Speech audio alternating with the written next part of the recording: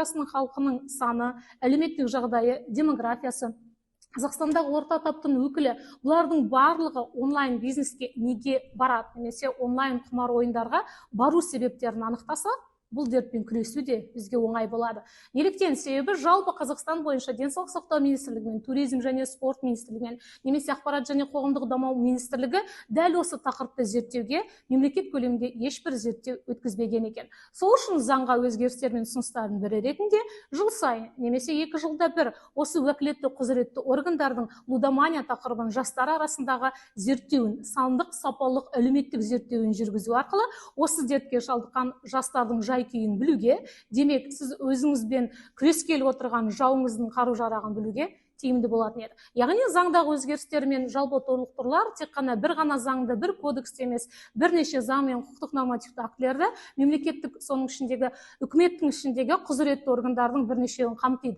Оған денсаулық сақтау министрлігі, ағарту министрлігі, жоғары білім және ғылым министрлігі, ақпарат және қоғамдық даму министрлігі, туризм және спорт министрлігі. Яғни бірнеше министрлік, соның ішінде тіптен ішкі істер министрлігі, ұлттық қауіпсіздік комитеті де барлығы осы мәселе ішіндегі реттеуші, құқықтық нормативті актілерді шығарушы органдарға айналысады деген ұсынысымыз бар.